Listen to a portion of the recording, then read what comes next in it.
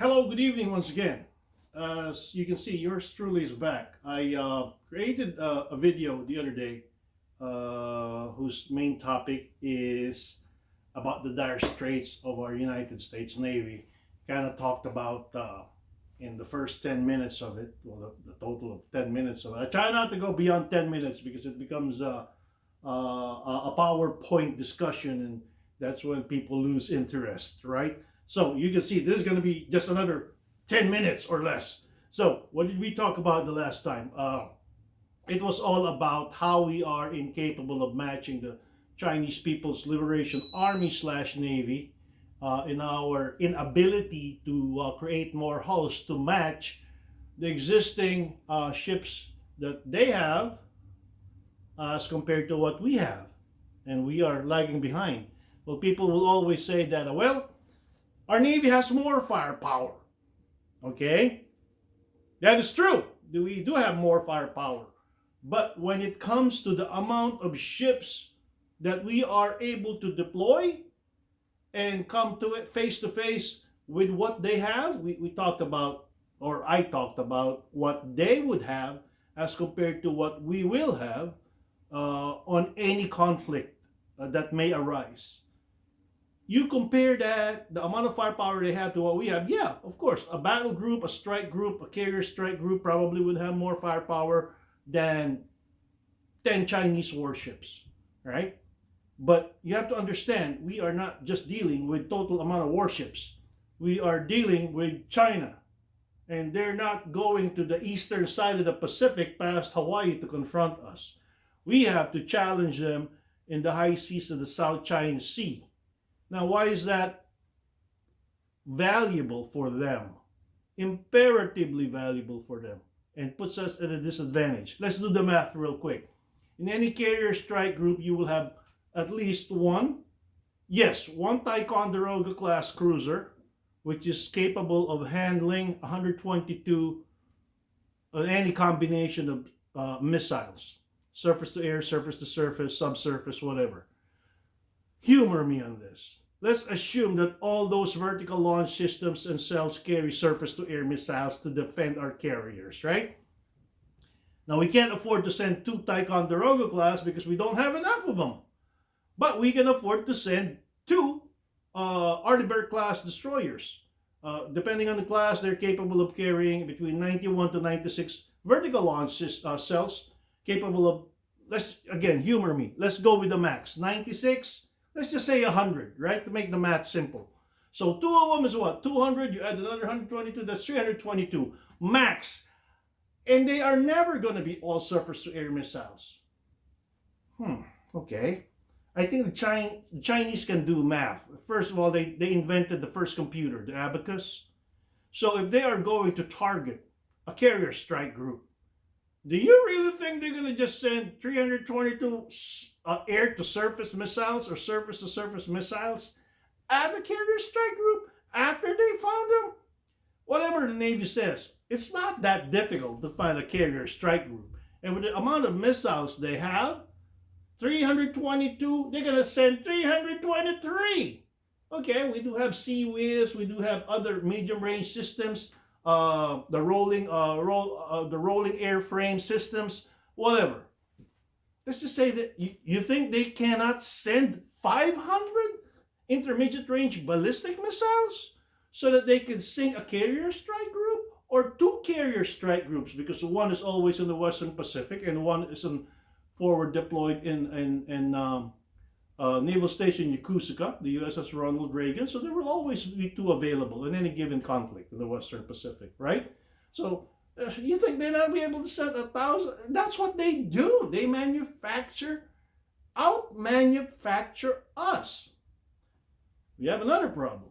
After we spend, let's just say we get through those with our missile defense, intercept every one of them.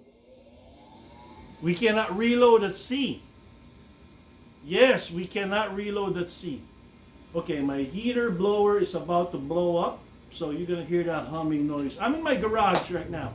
I don't have good lighting. I don't have a podcast. I don't have a multi-million-dollar system in my office. And in my office, the lighting is bad. The lighting here is bad either way. So if I'm not, gorgeous looking, I'm not deliciously looking, you'll have to excuse me. But anyway, so you do the math. Those are our preeminent strike groups that the United States military is dependent on. I mean, we can talk about the Air Force later. We can talk about the Army later. But for now, let's just talk about a surface strike group, a carrier surface strike group, able to inflict damage on any Chinese asset out there that is willing to take us on. And those are our best strike groups. We do have independent sailing Arleigh Burkes. Yep, you can hear that right now in the background. So that's not me farting. You do have independent missile carrying submarines out there.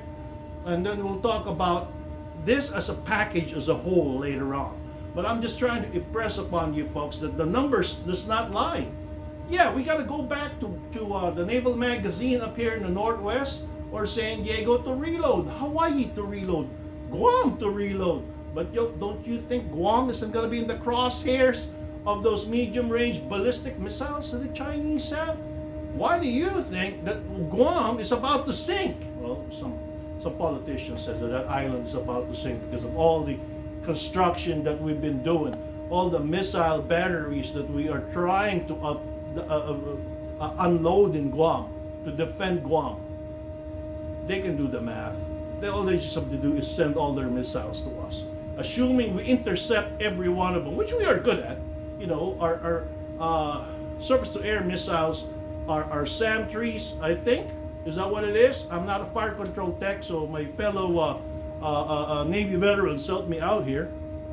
Our SAM-3s, 4, 5s, and 6s, and I don't know the difference. Again, I'm not a fire control systems technician, and I'm not an operations systems technician, so I don't know the difference. All I know is they are surface-to-air missiles, and they're able to intercept, assuming they're able to intercept every one of those, whatever, plus one, right? Because they need to just saturate a target with the assumption that a few of them's got to go through. Chinese is not stupid. They do math. So think about that. We lack the capability to fight on a prolonged period because we don't have the hulls and the ships. And we lack the capability to reload our systems because it's going to take a week to get back to the West Coast to reload, another week to get back to the South China Sea to get back into a conflict. Do we have a week? Probably not, because we have to fight with what we have. Now, granted, those carrier strike groups have what that the Chinese still does not possess? An air wing full of fighter bombers, F-18s and F-35s, and a few growlers, right? So, as a combination of that, we'll see in the next video how that is going to complicate matters for the Chinese. But we can already conclude that on this first two videos that I just created, that the numbers don't lie. We are behind. So our only chance is to integrate quality into our fighting orders, into our strategy. And we're not done yet.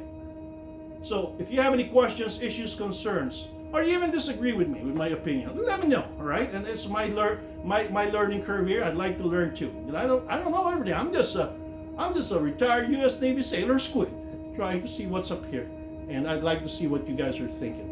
To our men and women out there, brothers, sisters, sons, and daughters, forward deployed or not, there's a reason why I'm very appreciative, why my family is very appreciative of what you guys do. I wouldn't be here fully retired now without what you guys doing out there. So you guys stay safe. People love you up here. Come on home to your families. And you guys take care up there. Enjoy the evening. Post.